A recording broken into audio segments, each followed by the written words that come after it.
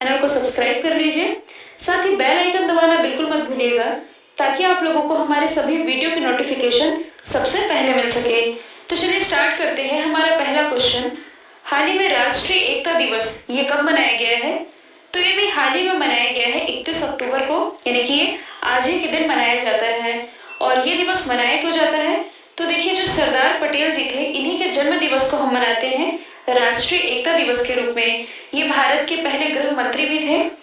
और यदि आप करंट से रिलेट करेंगे, हालांकि ये करंट का क्वेश्चन नहीं है, ये है बात 2018 की। 31 अक्टूबर 2018 को स्टेच्यू ऑफ यूनिटी इसका उद्घाटन किया गया है गुजरात के नर्मदापुरम जिले के केवड़िया कॉलोनी में। और ये स्टेच्यू ऑफ यूनिटी में सरदार पटेल की ही प्रतिमा है, जो कि डिजाइन की गई है रामवीर सुतार जी के द्वारा। अच्छा, आप सरदार पटेल से रिलेटेड एक और क्वेश्चन याद रख सकते हैं, जो कि अक्सर एग्जाम का पार्ट बनता है। वारदोली आंदोलन आप लोगों ने जरूर सुना होगा। इसके जो प्रमुख थे, ये सरदार वल्लभ भाई पटेल जी ही थे। और ये जो वारदोली आंदोलन हुआ था, ये हुआ था 1928 में, जिसके बाद से वारदोली की महिलाओं के द्वारा जो सरदार पटेल जी थे, इन्हें सरदार की भी उपाधि दी गई थी। तो ये भी आप याद रख सकते हैं। इसके अलावा यदि हम अदर ऑप्शन को डिस्कस करें, तो 27 अक्टूबर को मनाया गया है world audio visual heritage day. 28 अक्टूबर को मनाया गया है इंटरनेशनल एनिमेशन डे। 29 अक्टूबर को मनाया गया है वर्ल्ड स्ट्रोक डे। नेक्स्ट है, हाल ही में किस राज्य के मुख्यमंत्री ने सुमंगल और छात्रवृत्ति वेब पोर्टल, ये दोनों पोर्टल लॉन्च किए हैं? तो ये भी हाल ही में लॉन्च किया गया है ओडिशा के मुख्यमंत्री नवीन पटनायक जी के द्वारा। सबसे पहले यदि हम बात करें इस छात्रवृत्ति पोर्टल की, तो देखिए, स्कॉलरशिप यानी कि छात्रवृत्ति प्राप्त करने में हेल्प करने के लिए इस पोर्टल को लॉन्च किया गया है। जबकि जो सुमंगल पोर्टल है, ये किस लिए है? तो अंतरजातीय विवाह प्रोत्साहन का लाभ उठाने में लोगों की मदद करने के लिए ये पोर्टल लॉन्च किया गया है। इसके बारे में हम आगे भी डिस्कस करने वाले हैं। तो सबसे पहले आप मैप में देख सकते हैं ओडिशा की लोकेशन। इसकी राजधानी है भुवनेश्वर। भुवनेश्वर में किसका हेडक्वार्टर स्थित है? नालको, यानी कि नेशनल एल्यूमिनियम कंपनी लिमिटेड का। मुख्यमंत्री अभी मैंने बताया है नवीन पटनायक, जिन्हें कुछ समय पहले ही पेटा इंडिया के द्वारा हीरो टू एनिमल अवार्ड से सम्मानित किया गया था। यहाँ के राज्यपाल कौन है? तो ये है गणेशी लाल। इसके अलावा दो इंपॉर्टेंट नेशनल पार्क हैं, एक है सिमलीपाल, दूसरा है भीतरकनिका नेशनल पार्क। दोनों ही स्थित हैं ओडिशा में। और देखिए, जो ओडिशा है, ये अमृत रैंकिंग में पहले स्थान पर रहा है, जो कि हाल ही में जारी की गई थी। अमृत यानी कि Atal Mission for Rejuvenation and Urban Transformation. आप यहाँ पर ओडिशा की और भी कई स्कीम को रिलेट कर सकते हैं, जैसे कि यहाँ बात की जा रही है पोर्टल की। तो हाल ही में ओडिशा गवर्नमेंट के द्वारा मो विद्युत पोर्टल ये लॉन्च किया गया। इसके अलावा किसानों के लिए दो स्कीमें हैं, एक है बलराम स्कीम, दूसरी है Kalia scheme. Kalia scheme exam का पार्ट बन चुकी है। ये दोनों ही लॉन्च की गई है ओडिशा गवर्नमेंट के द्वारा। इसके अलावा फ्री आई चेकअप के लिए सुनेत्रा स्कीम, ये भी ओडिशा गवर्नमेंट की ही पहल है।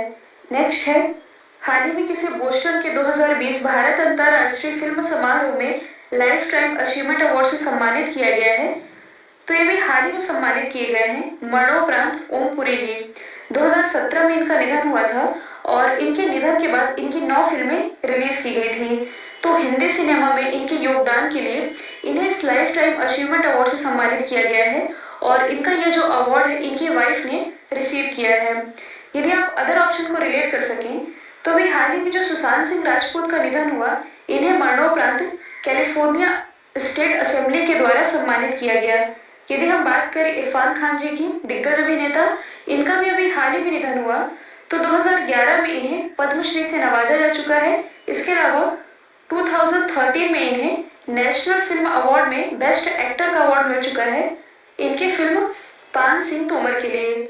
यदि हम बात करें ऋषि कपूर जी की, तो इन्हें भी नेशनल फिल्म अवार्ड मिला है, लेकिन बहुत पहले मिला था, जब इनकी एज बहुत कम थी।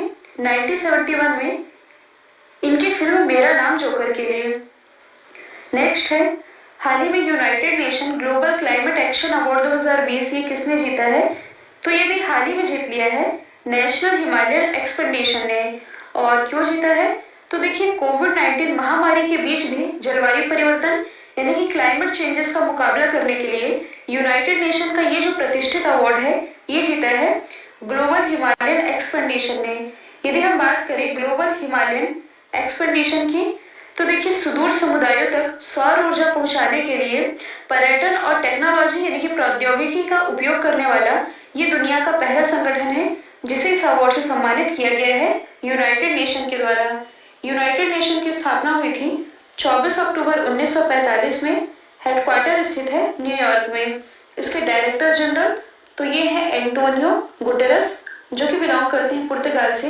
मेंबर कंट्रीज है 193 और जो इसका 193rd मेंबर कंट्री है ये है साउथ सूडान। नेक्स्ट है, हाल ही में हमारे नए मुख्य सूचना आयुक्त ये कौन बने हैं, तो ये भी हाल ही में बन गए हैं यशवर्धन कुमार सिन्हा। देखिए जो हमारे पूर्व मुख्य सूचना आयुक्त थे विमल जुल्का जी, इनके रिटायर होने के बाद काफी समय से ये पद खाली था, तो विमल जुल्का जी इनकी नियुक्ति अभी हाल ही में federation of Indian fantasy sports के प्रमुख के रूप में की गई है। और अब हमारे नए सूचना आयुक्त यानी कि मुख्य सूचना आयुक्त ये बन गए हैं यशवर्धन कुमार सिन्हा। यदि हम बात करें सेंट्रल इंफॉर्मेशन कमीशन की यानी कि केंद्रीय सूचना आयोग की, तो इसकी जो स्थापना है ये हुई थी 12 अक्टूबर 2005 में। और किस एक्ट के तहत की गई थी? आरटीआई एक्ट यानी कि राइट टू इंफॉर्मेशन एक्ट के तहत। यदि हम बाकी के दो ऑप्शन को डिस्कस करें तो हाल ही में जो मनोज सिन्हा है ये जम्मू कश्मीर के उपराज्यपाल बनाए गए हैं। और जम्मू कश्मीर के जो पूर्व उपराज्यपाल थे गिरीश चंद्र मुर्मू, इनकी नियुक्ति भारत के नए सीएजी यानी कि कंट्रोलर एंड ऑडिटर जनरल के रूप में की गई है। नेक्स्ट है, हाल ही में किस राज्य सरकार ने बिना परमिट के राज्य में शराब ले जाने पर बैन लगा दिया है, तो ये बैन लगाया गया है आंध्र प्रदेश गवर्नमेंट के द्वारा। तो देखिए राज्य सरकार ने राजस्व का नुकसान रोकने के लिए, मतलब कि राजस्व नुकसान के रोकने का प्रयास करने के लिए ऐसा फैसला किया है, मतलब कि अब बिना एक्साइज ड्यूटी के भुगतान के अन्य राज्य से शराब के ट्रांसपोर्टेशन पर प्रतिबंध लगा दिया गया है। मतलब कि प्रत्येक व्यक्ति को, मतलब हर व्यक्ति जो आंध्र प्रदेश में रहता है उन प्रत्येक व्यक्ति को बिना परमिट या बिना लाइसेंस के 3 बोतल शराब रखने की अनुमति दी गई है। और यहाँ तक कि व्यक्तिगत उपयोग के लिए कोई भी राज्य के बाहर शराब नहीं ले जा सकता है, ऐसा फैसला किया है आंध्र प्रदेश गवर्नमेंट ने। तो आप मैप में देख सकते हैं ये है आंध्र प्रदेश की लोकेशन। इसकी राजधानी है कुर्नूल, विशाखापट्टनम और अमरावती। और 3 राजधानियों वाला ये भारत का पहला राज्य बना है। मुख्यमंत्री तो ये है जगन मोहन रेड्डी, राज्यपाल है विश्वभूषण हरिचंदन। जनवरी 2019 में ही आंध्र प्रदेश के अमरावती में भारत का 25वां उच्च न्यायालय खोला गया है, जिसके मुख्य न्यायाधीश हैं जेके माहेश्वरी। इसके अलावा जो आंध्र प्रदेश है ये डूइंग बिजनेस इंडेक्स में पहले स्थान पर रहा है। इसके अलावा फलों के उत्पादन में भी टॉप किया है आंध्र प्रदेश ने ही।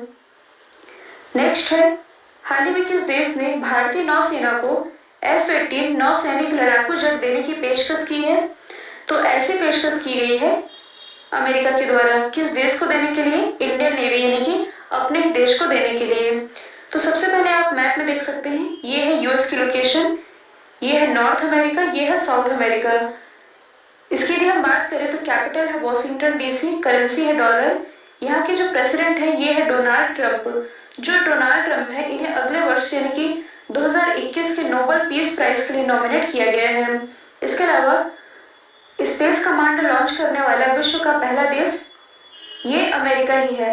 जैसे कि जल सेना होती है, थल सेना होती है, वायु सेना होती है, सेम उसी तरह से ये स्पेस कमांड। और विश्व के इस पहले स्पेस कमांड का नाम क्या है? स्पेस कॉम, जो कि लॉन्च किया गया है अमेरिका के द्वारा। कई बार एग्जाम में पूछा जाता है कि नई दुनिया किस महाद्वीप को कहते हैं, तो ये कहा जाता है नॉर्थ अमेरिका को ही। और नॉर्थ अमेरिका और साउथ अमेरिका दोनों के ही बीच में एक स्ट्रेट है जिसका नाम है पनामा स्ट्रेट। देखिए वर्ल्ड ज्योग्राफी वाले पोर्शन में, मतलब कि जो मैंने आप लोगों को इसका फर्स्ट पार्ट प्रोवाइड कराया है उसमें मैंने आप लोगों को ये भी बताया है बरमूडा ट्रायंगल की लोकेशन, जो कि नॉर्थ अटलांटिक में स्थित है। आप देख सकते हैं ये है अटलांटिक ओशन और ये है नॉर्थ अटलांटिक, यही है बरमूडा ट्रायंगल की लोकेशन। इसके अलावा जो सारगेसो सागर है इसकी भी लोकेशन यही है। नेक्स्ट है, हाल ही में किस राज्य के पूर्व मुख्यमंत्री और राज्य के दिग्गज नेता जिनका नाम था केशु भाई पटेल, इनका निधन हो चुका है?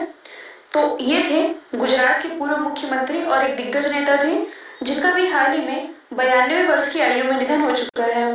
देखिए गुजरात के 2 बार मुख्यमंत्री थे, कब कब 1995 में और 1998 में। और हुआ ये कि 2001 में इन्हें अपने पद से इस्तीफा देना पड़ा था। और जब इन्होंने अपने पद से इस्तीफा दिया तभी जो प्रेजेंट टाइम में हमारे प्राइम मिनिस्टर हैं नरेंद्र मोदी जी, ये बने थे गुजरात के मुख्यमंत्री।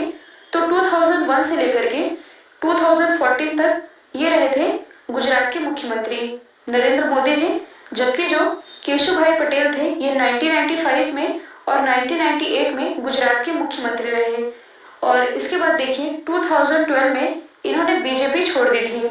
बीजेपी छोड़ने के बाद इन्होंने खुद की एक नई पार्टी बनाई थी जिसका नाम रखा था गुजरात परिवर्तन पार्टी। लेकिन 2014 में इन्होंने अपनी इस गुजरात परिवर्तन पार्टी को फिर से बीजेपी में विलय कर दिया था।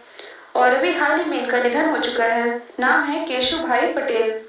हाल ही में किस राज्य ने अंतर जातीय विवाहित जोड़ों को प्रोत्साहन प्राप्त करने में मदद करने के लिए एक पोर्टल लॉन्च किया है? तो ये भी हाल ही में लॉन्च किया गया है उड़ीसा गवर्नमेंट के द्वारा। देखिए क्वेश्चन नंबर 2 में मैंने आप लोगों को 2 पोर्टल बताए हैं। एक तो है स्टूडेंट के लिए छात्रवृत्ति पोर्टल, दूसरा पोर्टल मैंने बताया है सुमंगल पोर्टल। तो इसी सुमंगल पोर्टल की बात मैं यहाँ पर करने जा रही हूँ। तो देखिए ये जो पोर्टल लॉन्च किया गया है इसके तहत जो इंटरकास्ट विवाहित जोड़े हैं, मतलब कि जिन्होंने अपनी जाति से बाहर शादी की है, उनकी हेल्प के लिए ये पोर्टल लॉन्च किया गया है, जिसके लिए उन विवाहित जोड़ों को इसमें एप्लीकेशन देना होगा और एप्लीकेशन देने के 60 दिन के भीतर ही उन्हें ये पैसा मिल जाएगा। अच्छा, ये जो प्रोत्साहन राशि है ये कितनी दी जा रही है? तो देखिए अभी तो ये है 1 लाख रुपए, लेकिन राज्य सरकार के द्वारा इसे 1 लाख से बढ़ा करके 2.5 लाख रुपए तक करने की घोषणा की गई है अंतर जातीय विवाहित जोड़ों के लिए। और इसी के लिए पोर्टल भी लॉन्च कर दिया है जिसका नाम है सुमंगल पोर्टल। लॉन्च किया गया है उड़ीसा गवर्नमेंट के द्वारा। और उड़ीसा के बारे में मैं आप लोगों को क्वेश्चन नंबर 2 में ही डिटेल में बता चुकी हूँ। नेक्स्ट है, हाल ही में 40th एशियाई फिल्म पुरस्कार 2020 में किस भारतीय फिल्म को अवार्ड मिला है? तो ये मिला है गली बॉय मूवी को। अच्छा, गली बॉय मूवी, इसके डायरेक्टर कौन है? तो ये है जोया अख्तर जी। इसके अलावा यदि हम बात करें, अभी हाल ही में जो 65वां फिल्म फेयर अवार्ड रहा था जो कि आयोजित किया गया था असम के गुवाहाटी में, तो इस 65वें फिल्म फेयर अवार्ड में सबसे ज्यादा नॉमिनेशन ये गली बॉय मूवी के ही थे।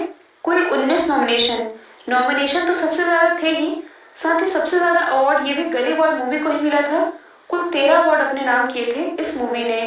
एक और चीज आप रिलेट कर सकते हैं, देखिए जो गली बॉय मूवी है इसे 92nd ऑस्कर अवार्ड के लिए भारत की तरफ से नॉमिनेट भी किया गया था। हालांकि बाद में ये मूवी बाहर भी कर दी गई थी।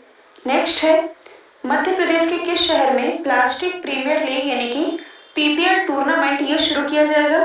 तो इसकी शुरुआत की जाएगी मध्य प्रदेश के इंदौर में। अब इसके बारे में हम जान लेते हैं, प्लास्टिक प्रीमियर लीग। तो देखिए इसके लिए यानी कि इस लीग के लिए 4 टीमों का गठन किया जाएगा। तो इंदौर नगर निगम के जो 19 क्षेत्र हैं, इन 19 क्षेत्रों को इन 4 टीमों में बांटा गया है। और इस कंपटीशन के लिए टीम के जो लीडर होंगे, मतलब कि कैप्टन, ये कौन होंगे?